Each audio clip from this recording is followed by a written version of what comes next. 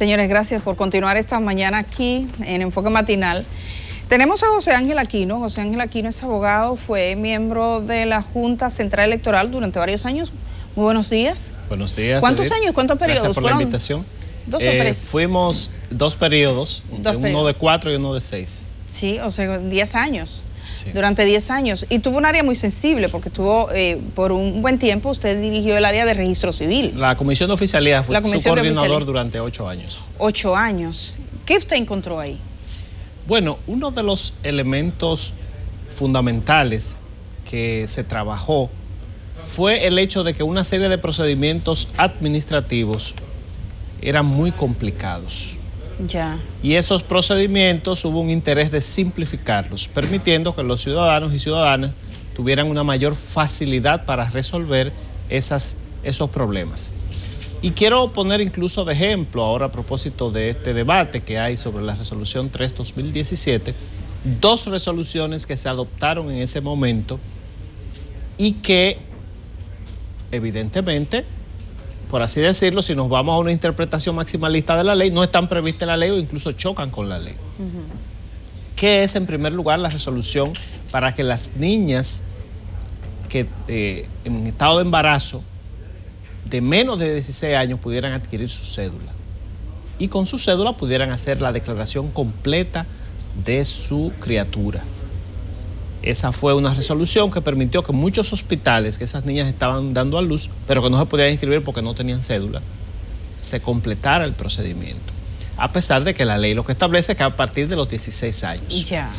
Otro elemento fue la resolución para la corrección de datos, que ha permitido que más de 100.000 personas puedan corregir sus defectos de escritura, una letra, un dato omitido. Tiene un dato en el acta y otro dato en la cédula. Exacto. Sin necesidad de ir a un procedimiento de rectificación que es el que prevé la ley. Porque, ¿Y cómo lo hacen? ¿Cómo lo hacen? Ahora se hace de manera administrativa a través de la Junta Central Electoral. Hay una unidad que se ha creado con esos fines. ¿Y la gente que va al Tribunal Superior Electoral? No, la gente que va al Tribunal Superior Electoral es porque es un procedimiento ya más complejo de rectificación. Ay, de rectificación. Que la ley orgánica del Tribunal Superior Electoral le dio esa competencia. Entonces, ¿qué sucede? Que en ambos casos el interés de la Junta Central Electoral fue la protección de derechos fundamentales. Exacto. El caso de la criatura que inmediatamente nace de conformidad con todas las convenciones internacionales y con nuestra propia ley de Código del Menor tiene que ser declarado, y el vínculo que tiene que tener con su madre. Y el otro caso de que los ciudadanos no pueden ser culpables, por así decirlo, de errores que haya cometido la administración en el momento de instrumentar su acta de nacimiento.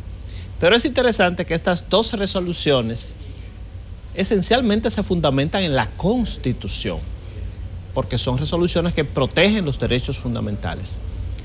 Y digamos, en ese marco es que resulta necesario analizar la resolución 3/2017, cuando la Junta Central Electoral actual dispone que a los niños abandonados después de una sentencia de abandono se le creen las posibilidades de adquirir un nombre y un apellido como atributo esencial de la personalidad.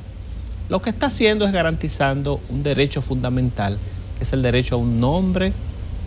El nombre incluye nombre y apellido, y a una nacionalidad. En el caso específico de la República Dominicana, nosotros somos signatarios de las diferentes convenciones internacionales, la Convención de los Derechos del Niño, la Convención del Pacto Internacional de los Derechos Civiles y Políticos, la Convención Interamericana de Derechos Humanos. Pero es que además nuestro propio Código del Menor, sus artículos 5 y 6, establece que un niño inmediatamente nace debe ser inscrito en el registro civil. Inscrito en el registro civil implica que tiene que tener ahí su nombre y su apellido.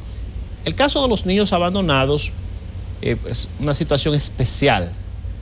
¿Usted lo conocía de antes? Sí, ese caso se venía trabajando. Es bueno explicarle a la gente quiénes son esos niños, dónde están esos niños, cómo se ha documentado, porque incluso la Junta da una cifra, da un número, creo que son 321. Claro, no. En el caso hay 2 cifras. Actualmente se ha manejado que en el CONANI hay 36 actualmente, pero que hay 261 niños 261. y adolescentes que no han completado el procedimiento de adopción o de otorgamiento de apellido. La ley establece dos posibilidades de que un niño abandonado, que no se sepa quiénes son sus padres, pues adquiera un apellido. Para ser abandonado, la primera condición es que no se sabe quiénes son sus padres. Que no se sabe quiénes son sus padres. Que no se sabe, no tiene idea de quiénes son esos padres. Porque si se sabe quiénes son sus padres, ya cae en otra categoría. Ahí hay un apellido que es reclamado. Claro. Y además, ese es un procedimiento que no es administrativo, sino que interviene una sentencia declarando el estado de abandono. Ok. Y en esos casos, el CONANI juega un papel fundamental porque es el tutor ad hoc de todos los niños, según lo establece la propia ley del Código del Menor, en su artículo 126, de todos los niños y niñas que resulten en estado de abandono. Entonces, ¿qué sucede? Que los niños que han estado en estado de abandono pueden adquirir los apellidos de dos maneras: mediante adopción, sí, o mediante la autorización que una persona haga para que use su apellido. Eso no crea un vínculo. No crea un vínculo de paternidad, sino que simplemente le da el apellido, porque a veces la adopción es un procedimiento mucho más largo, o a veces eso se utiliza mucho con personas que tienen eso que nosotros llamamos padre de crianza, que tiene sus padres, pero que tiene un vínculo afectivo con alguien y quiere tener su apellido también, y se le agrega al final, aunque ha habido diferentes resoluciones en ese aspecto. Pero ¿qué pasa? Pero obviamente, perdón, si yo, es para tenerlo claro y que la gente lo tenga claro.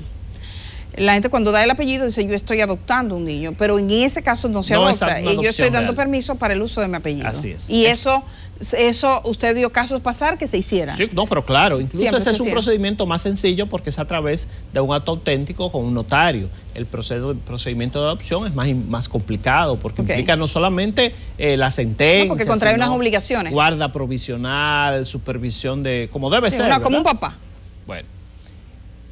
Entonces, ¿qué pasa? Que de esos casos se determinó que 261 niños, niñas y adolescentes no habían completado el proceso ni de adopción ni de autorización para llevar otro apellido. Entonces están registrados con María, Laura, Juan o José. Lo cual evidentemente implica una irregularidad porque no se le puede ahora emitir su cédula para que sean un pleno titular de los derechos que le consagra la Constitución de la República y que le corresponden como ciudadano. ¿Cómo ha decidido la Junta resolver el problema? Entonces la Junta ha decidido en esos casos establecer la posibilidad de que de manera aleatoria se escogieran una cantidad determinada de apellidos y que se le fueran asignando a esos menores. Con la posibilidad, obviamente, de que si se completa el procedimiento de adopción o de autorización, pues cambiaría el apellido. Esos son menores que están declarados en abandono, después de una sentencia declarada en abandono. Y lo otro es que si cualquier persona desea que su nombre, autorizara que su nombre se utilice para estos fines, pues también lo puede añadirlo a la lista que originalmente dio la Junta Central Electoral. Se han planteado una serie a veces de informaciones que es bueno precisar para que no haya, por así decirlo, confusión. Primero, esto no tiene que ver nada con el Plan Nacional de Regularización. Porque hay personas, yo no sé a veces con qué intención, que dicen, no, eso es que todos los que no calificaron por el Plan Nacional de Regularización, ahora se les va a otorgar apellido a través de estas. Eso no tiene nada que ver. Primero, el Plan Nacional de Regularización está bajo la dirección, por así decirlo, del Ministerio del Interior, de Migración. Segundo, ya los plazos de ese plan, en principio, cerraron y ahora mismo hay un protocolo que aprobó la Dirección General de Migración para que a los alrededor de 350,000 personas que calificaron se les están entregando ya, se le está sustituyendo el carnet del plan ya por un carnet de estatus. Este es un plan totalmente diferente. Segundo, tampoco tiene que ver con la ley 169-14. Tampoco tiene que ver. Las personas relativas a la ley 169-14, recordemos, son el grupo A, que fueron personas declaradas, incluso con vínculos de padre y madre claros en la mayoría de los casos. Que le fueron anulados sus documentos por la sentencia. Exacto. O el grupo B, que nunca fueron declarados. O el grupo B, que nunca fueron declarados. Inmigrantes y que se sabía quién eran sus padres. Y que se sabía quién eran sus padres. Entonces es una situación totalmente diferente y no vale la pena, digamos, confundir las cosas. ¿No vale la pena? Digo yo, ¿para quien desea que los problemas de la República Dominicana se resuelvan y para los que desean la protección del Estado. Porque ¿qué es lo que pasa, Edith? Cuando el Estado Dominicano, que es un Estado fundador de las Naciones Unidas, signatario de convenciones internacionales, va a evaluar cualquiera de estos mecanismos y tiene estos problemas sin resolver, quien queda mal es el Estado Dominicano. E incluso eso coloca al Estado en una posición más débil para aplicar otras políticas que todos queremos que se apliquen con regularidad, con orden, con respeto a los derechos humanos, sobre todo en el ámbito migratorio. Ahora, a veces cuando surgen estas, nos pasó a nosotros cuando estábamos en la Junta Central Electoral, que hay algunos sectores que inmediatamente sale una de estas resoluciones, entienden un reperpero y aman un aspaviento, como dijo un editorialista. Y además lo quieren utilizar con el propósito de aumentar, por así decirlo, el rechazo a la inmigración y echarle la culpa de todos los problemas de los dominicanos a los inmigrantes y decir que eso es para un proyecto de fusión. Pero estos niños no son inmigrantes. Son niños abandonados. Son niños abandonados. Es más, en casi todas las constituciones de América Latina, lo que se establece es que un niño abandonado adquiere automáticamente la nacionalidad del lugar donde nació.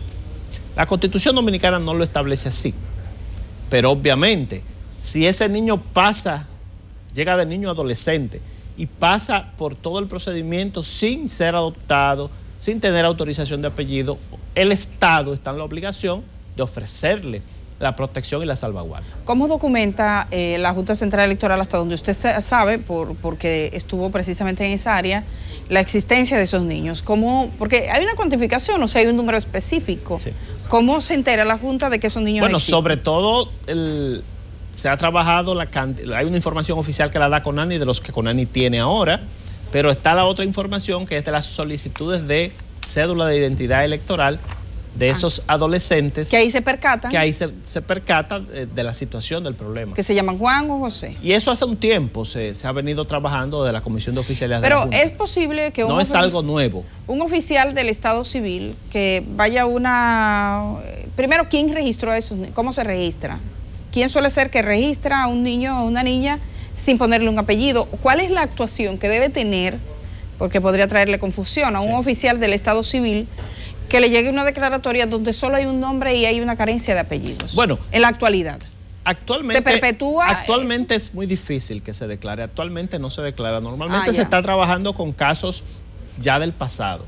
Actualmente incluso es necesario que la madre y el padre, que ambos tengan su cédula de identidad electoral, y si no lo tiene, pues la Junta Central Electoral hace las gestiones para que lo pueda tener.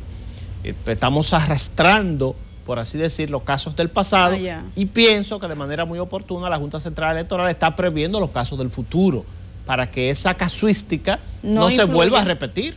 Sí, influiría. Y haya soluciones a tiempo, soluciones oportunas.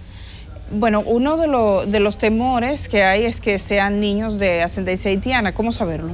Bueno, CONANI hizo en su declaración, me imagino una presunción, porque si son abandonados no hay claridad de quiénes son los padres, pero dijo que de los 36 niños que tiene, más o menos la mitad son hijos de haitianos y la mitad hijos de dominicanos. ¿Cómo Por se eso establece digo, no eso? sé qué mecanismo. Se hace una prueba de sangre y le dice esta sangre es. Bueno. Porque, por el color. Por eso para mí es una presunción.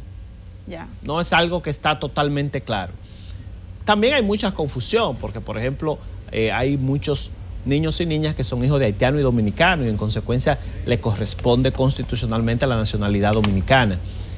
Pero en todo caso, lo importante es que estos niños entran a un ciclo especial en el Poder Judicial, bajo la tutela de CONANI, interviene una sentencia de abandono y es después que interviene esa sentencia que se procede a la asignación de apellidos. Se ha dicho que la Junta Central Electoral no realizó una consulta previa para la validez de esta resolución. Sin embargo, lo importante de la propia Junta Central Electoral, ya el 29 de diciembre comenzó a realizar la consulta.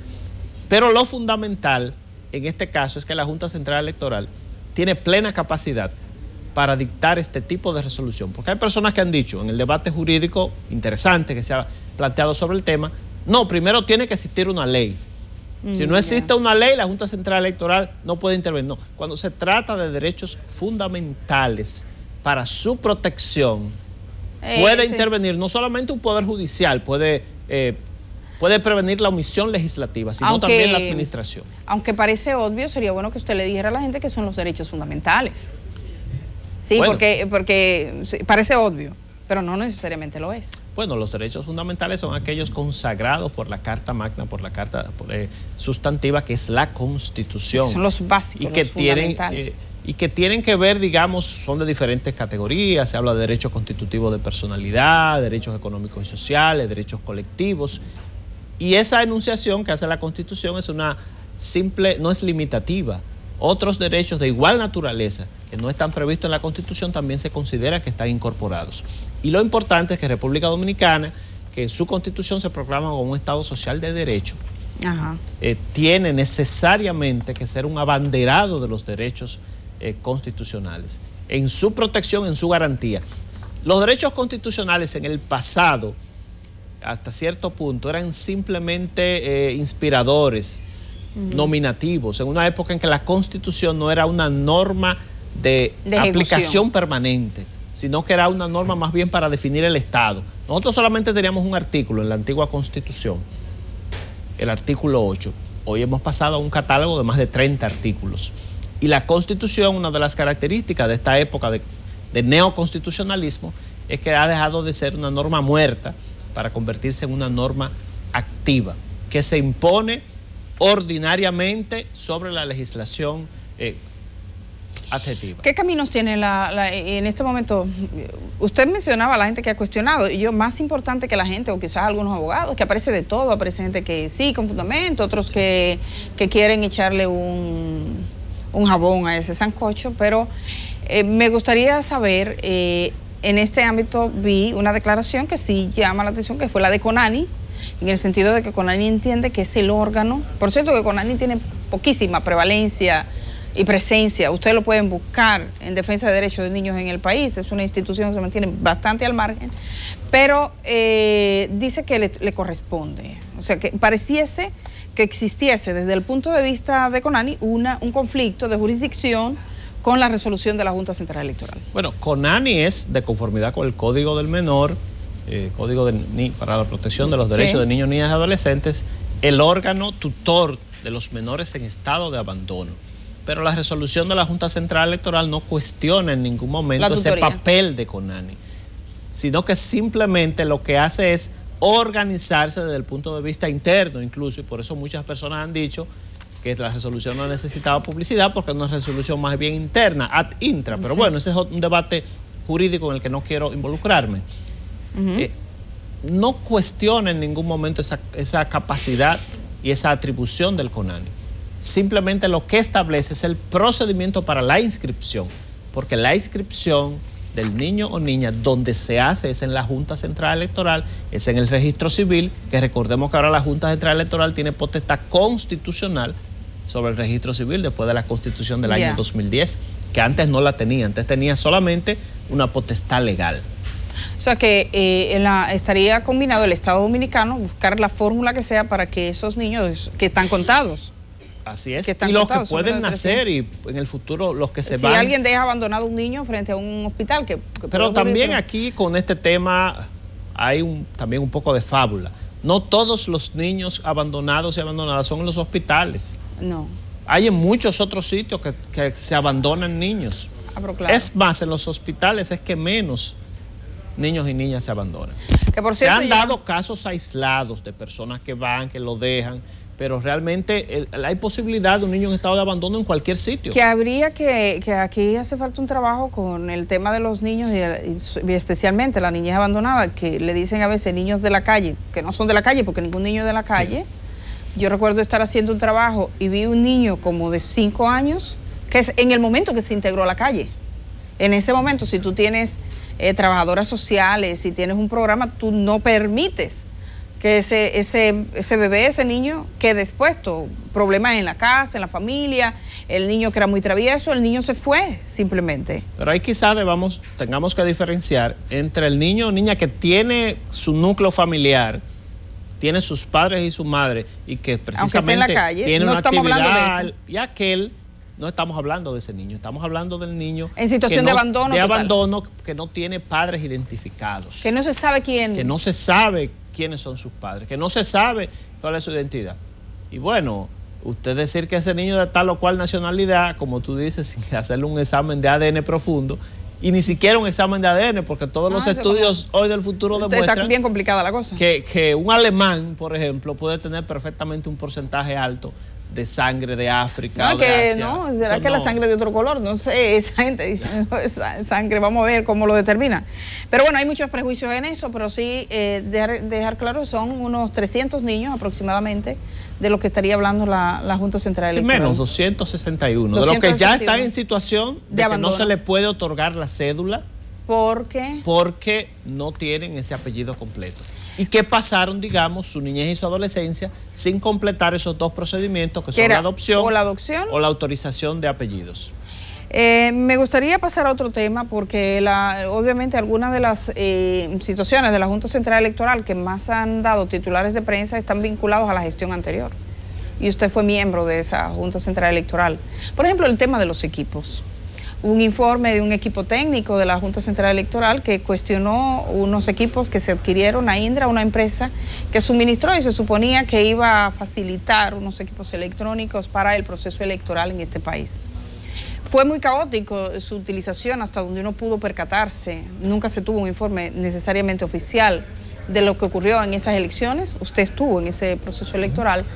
Y me gustaría saber si a usted, por ejemplo, cuando lee ese informe que cuestiona y dice que esos aparatos no sirven para nada prácticamente, que la Junta se queja del dinero que tiene que pagar todos los meses para conservar esos aparatos, que no tenemos certeza de si esos aparatos van a ser utilizados posteriormente.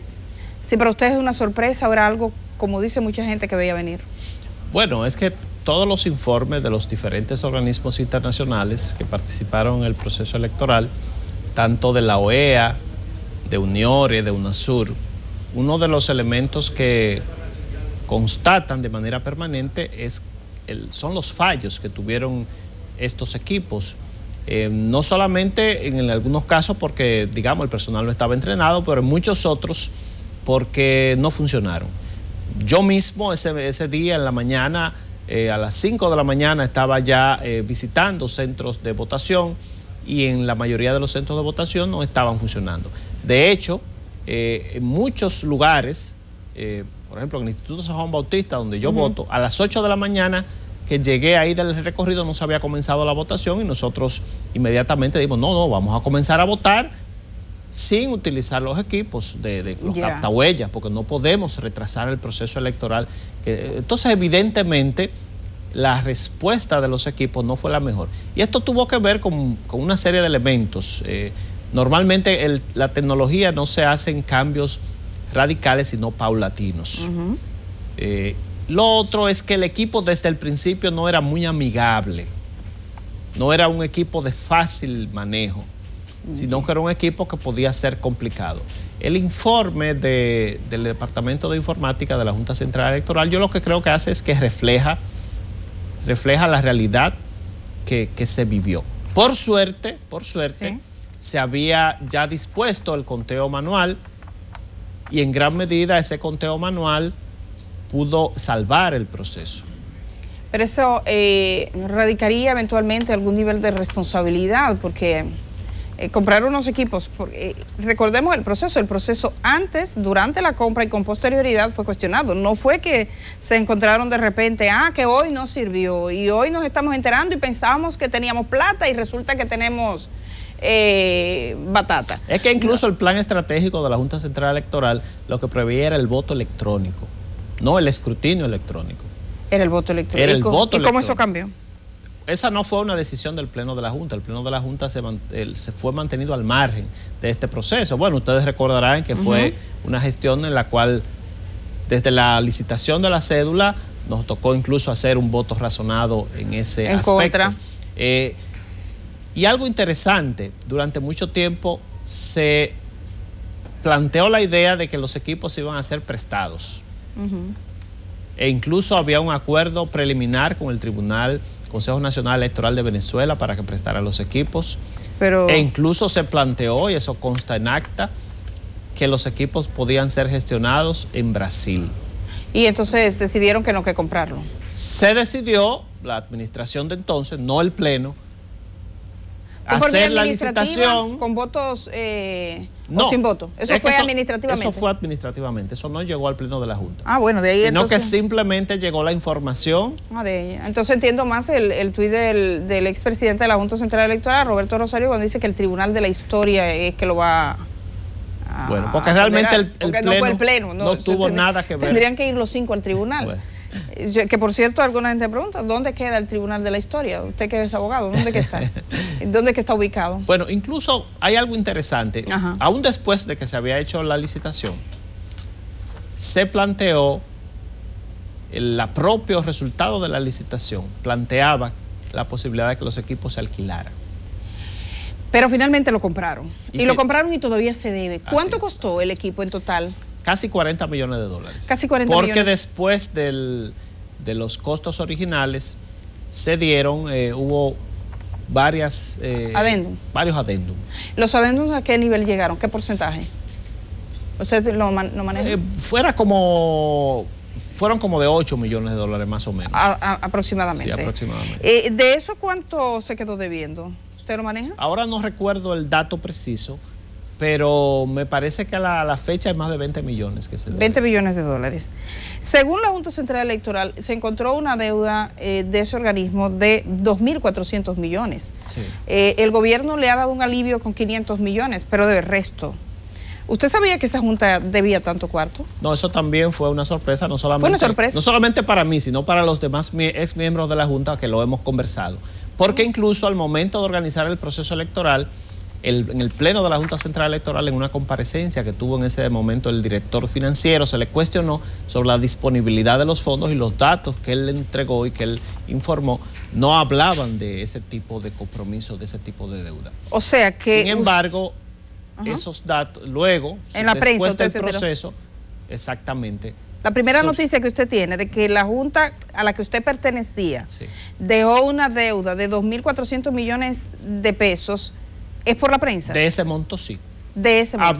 ¿Cuánto creía usted que debía? El monto que se había dicho, en principio, eran de 500 millones, 600 millones. Eso le dijeron. ¿Y quién dio ese monto? Ese era el monto que había dado la administración anterior. Cuando dice la administración anterior, estamos hablando del equipo financiero. Exacto, el equipo financiero y el presidente anterior, que eran los que realmente administraban la institución. Wow, pero eso es muy grave. O sea, ustedes eran miembros de ese organismo. Sí, pero lo denunciamos muchas veces, Díaz, recuérdate. Sí, pero que los datos de la deuda están saliendo ahora. Sí, o sea, pero si ustedes oye, mira, ahora. Para que tú tengas una idea, en la gestión que presidió el magistrado Castaño Guzmán, diariamente a cada despacho de magistrado llegaba un informe de disponibilidad. Económica. ¿Cuánto había entrado? ¿Cuánto había salido? Eso se eliminó. No había eso dejó de entrarse. O sea, entonces, realmente, por eso te digo que muchos de esos datos el pleno fue totalmente aislado. Uno de los grandes problemas, pienso yo, de la gestión anterior fue precisamente que fue sustituido el carácter colegiado del órgano. Ya. Y eso en muchas ocasiones se nosotros planteó. Sí sabemos que en cierto modo todo el mundo fue testigo de que ahí había serias dificultades como órgano colegiado. Y eso traía sus consecuencias. Pero bueno, no sabíamos hasta qué punto las consecuencias. Sí. Usted lo que nos está revelando es que la Junta, el presidente de la Junta Central Electoral, actualmente Julio César Castaño Guzmán, dice: la administración pasada nos ha dejado una deuda de 2.400 millones de pesos. El gobierno nos ha ayudado con 500 millones, por lo tanto, tenemos todavía el otro por pagar, y que usted se esté enterando por la prensa que esa deuda existía. Así es. ¿Y qué sabor le deja eso? Bueno, era algo que ya conocíamos, en el sentido de que sabíamos que desde un momento determinado la administración se había separado del pleno de la Junta Central Electoral y el pleno realmente no estaba cumpliendo esas funciones de órgano colegiado. Una discrecionalidad que sus consecuencias se pagan. Así es. Porque lo va a pagar el pueblo dominicano. Por cierto, que no me hizo caso cuando le pregunté dónde queda el Tribunal de la Historia. Si usted quiere, vamos a dejarlo como tarea a ver si la gente se entera. Gracias, José Ángel Aquino, por estar aquí esta mañana. Muchas gracias por la invitación. Gracias, José Ángel Aquino, que fue miembro de la Junta Central Electoral y que se enteró por la prensa como todos los dominicanos, de cuánto ascendía la deuda que dejó ese organismo cuando él era miembro de ese organismo, que son nada más y nada menos que 2.400 millones de pesos. Nos fuimos a la pausa y estamos regresando de una vez.